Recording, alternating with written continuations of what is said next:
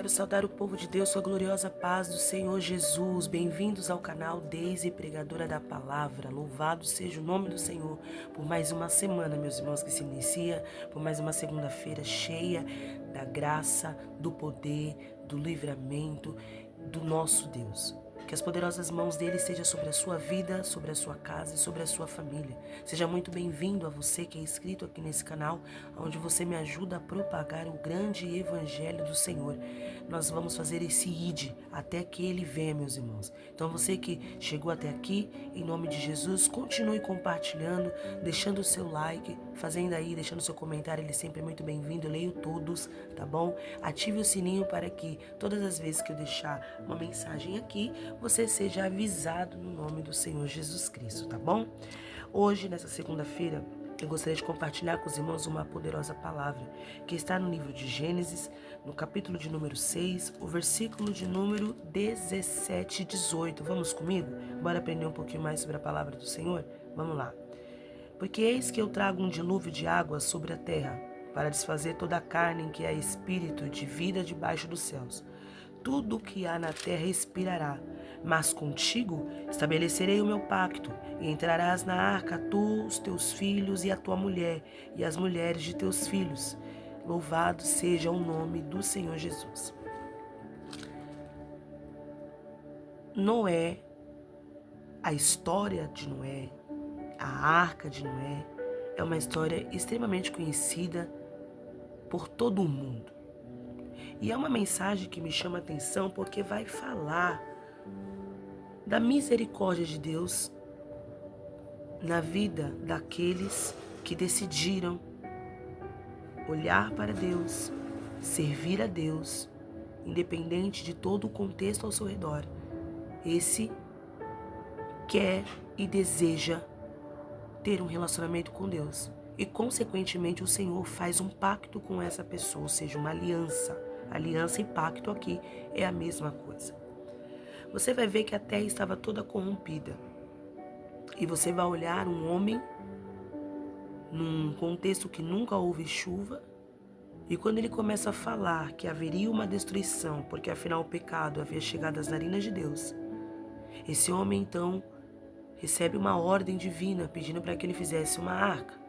Alguns vão dizer que durante o período em que ele estava fazendo a arca, ele estava pregando e anunciando a salvação. De que forma? Vai vir uma grande chuva, vai vir um dilúvio, e eu estou fazendo a arca, para que o povo então pudesse se arrepender.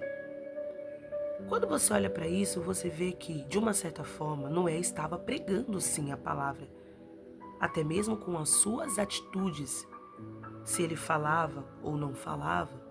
Mas uma coisa é certa, as suas atitudes eram uma vida de pregação. E quando ele estava construindo a arca, ele estava pregando sim o arrependimento. Porque o povo olhando para a arca sabia que o juízo de Deus iria ser exercido naquele local. E qual era a salvação? Qual era a única salvação? Qual era o único meio de continuar vivendo, sobrevivendo? Era entrar dentro da arca. Você olha para um homem que, na minha opinião, foi considerado aqui o primeiro pregador. Ele está anunciando a palavra de Deus, ainda que em atitudes de obediência, construindo a arca. Pessoas não foram salvas, a não ser por sua família. Quem olha para um homem como esse, eu disse que, na minha opinião, ele é o primeiro pregador, o primeiro missionário que houve aqui no Antigo Testamento. E você vai ver que ele vai pregar, ele vai falar, ele vai anunciar, em suas atitudes ele vai demonstrar, e você não vê um êxito aparentemente total. Por quê? Porque você não vê pessoas se arrependendo mediante a sua pregação. A Bíblia vai dizer que Jeremias ele é chamado e considerado por muitos como o profeta chorão. Não é porque quando ele pregava ninguém se arrependia. Não é porque as pessoas não davam crédito para ele. É porque ele via a dureza do coração do ser humano, que mesmo ele pregando, ele vendo que as pessoas não se arrependiam, ele só tinha a chorar, ele ficava entristecido. Como acontece nos nossos dias de hoje. Quantas vezes você fala sobre o Senhor, Quantas vezes você, em atitudes, demonstra as obras e os feitos do Senhor na sua vida, almejando que mais pessoas se rendam aos pés do Senhor. Afinal, a ideia do canal até mesmo é essa, que nós preguemos a palavra do Senhor, para que vidas venham se render. O teu ato de compartilhar é uma ministração em atitudes, é uma parte da obra que você tem que fazer sendo missionário. Nós aprendemos sobre ser missionário é tanto indo, quanto orando e quanto contribuindo. E você está fazendo a sua parte. E aí você olha que pessoas estão pregando, estão falando, mas muitos ainda não querem se arrepender. Então você olha para o contexto de Noé e você fala, esse homem talvez foi um baita fracassado, um pregador que não teve êxito na sua missão. Mas quando você olha melhor, você vai ver que o mais importante na vida de Noé, ele conseguiu. Ele talvez pregou para todas as pessoas daquele local e elas não foram salvas. Mas a sua família entrou dentro da arca. Repare que não adianta ser um bom pregador, ter uma boa oratória, louvar muito bem, se for para salvar apenas as pessoas de fora e você se esquecer da sua própria família. Imagina você ganhar o mundo inteiro e naquele grande dia você não pôde fazer nada a respeito da sua família. Eu sei que a Bíblia diz que o vaso de casa ele não tem honra. Eu sei que a Bíblia fala que o único local que Jesus não pôde fazer muitos milagres é justamente no local que ele cresceu. A gente sabe disso. Mas uma pessoa que não se esforça para poder apregoar a sua boa palavra, ainda que seja em atitudes dentro da sua própria casa, eu tenho para mim que esse tipo de ministração, em que não demonstra atitudes para quem está na própria casa, esse sim pode ter uma grande derrota. As primeiras almas que você tem que desejar que elas sejam salvas são os que estão dentro da sua casa. Esses são os que você deseja que sejam salvos primeiro. Noé, aos olhos de muitos, foi considerado talvez um pregador fracassado, porque não ganhou nenhuma alma. Mas espera aí, a sua família entrou na arca. Muitos não têm nem se preocupado com isso, em cuidar dos da sua própria casa. Eu falando com os irmãos, tá vindo muitas outras referências na minha cabeça, que inclusive eu falei por esses dias numa festividade, que acredito que vai ficar para os próximos vídeos. Eu acho que eu vou fazer isso mesmo, sobre a salvação que se deu para aqueles que estavam dentro de casa. Noé falou para todos. Talvez o nosso cotidiano, se fosse no dia de hoje, ia falar, pregador, imagina, não salvou uma alma, mas espera aí, e os da sua casa? Já foram alcançados pelo poder da palavra de Deus que ele viu no teu testemunho? Foi ou não foi? Eu sei que a outra vertente também é verdadeira, porque a Bíblia vai dizer que os pais de Sansão serviam a Deus. E eles tentaram e fizeram tudo quanto podiam. Mas nós sabemos qual foi a trajetória de Sansão. Tem sim exceções, com certeza. Se a Bíblia deixou esse exemplo é porque há exceções. De pessoas que vão fazer de tudo. Vão lutar, vão dar o seu sangue. E mesmo assim, pessoas não vão se render. E vai fazer o que, meus irmãos? Nós não podemos fazer nada quanto a isso. Nós devemos orar, continuar persistindo. Mas a recomendação de Deus foi dada. Mas eu te garanto que aqueles que forem fiéis ao Senhor, aqueles que estabeleceu com Cristo, Deus estabeleceu um pacto com eles. Olha qual foi a ordem. Mas contigo eu estabelecerei o meu pacto. E vai entrar tu, teus filhos, tua mulher e a mulher de teus filhos. Ele está falando tanto de família, que no caso é a mãe e os filhos, quanto de parentela, que no caso é as esposas dos filhos. Você acha que Deus não quer salvar? Você acha que Deus não quer fazer? A salvação só pode vir do Senhor. Mas o quanto você tem compartilhado, o quanto você tem feito a sua parte para que a família entre? Você viu a história de Jó? A Bíblia diz que Jó santificava os seus filhos, levava eles para se santificar. E de madrugada, ele fazia holocaustos pelos seus filhos, fazia sacrifício pelos seus filhos, porque ele pensava que talvez os filhos tivessem feito alguma coisa no coração, tivesse desagradado a Deus em alguma atitude. Mas havia um pai, na era patriarcal, havia alguém que estava fazendo alguma coisa pela sua família. Eu quero te convidar, em nome de Jesus, a se sentir fortalecido por essa palavra, a fazer alguma coisa por sua família. Ainda que os de fora deem risada, ainda que os de fora não acreditem, ainda que até mesmo os de dentro de casa zombem do que você está fazendo. Mas continua. Afinal, Deus estabeleceu um pacto, foi com você. Olha o texto. Não fala que Deus estabeleceu um pacto com toda a família de Noé. Diz, mas contigo estabelecerei o meu pacto. E entrarás. Futuro, entrarás. Tu, tua esposa, teus filhos e as mulheres de teus filhos. Fica com essa palavra, meus irmãos. Fica com essa palavra. O pacto Deus estabeleceu foi com você, que primeiro demonstrou um interesse nele. Acredite, é o que diz o texto. A Bíblia vai dizer no começo do capítulo 6 que Deus olha a corrupção humana, olha para tudo, mas ele, olhou Noé. Ele olha para essa geração e olha para mim e para você e vê uma diferença. E dentre essa diferença ele vai estabelecer um pacto. E o pacto no meio de uma casa, geralmente é com uma pessoa. E por sua misericórdia, e por compromisso com essa pessoa, ele vai salvando toda a família. E eu fico com essa palavra, eu fico nessa fé. Eu estou confiante nesta fé, nessa palavra. Não é que Deus não quer fazer aliança com os demais da casa, não foi isso que eu disse.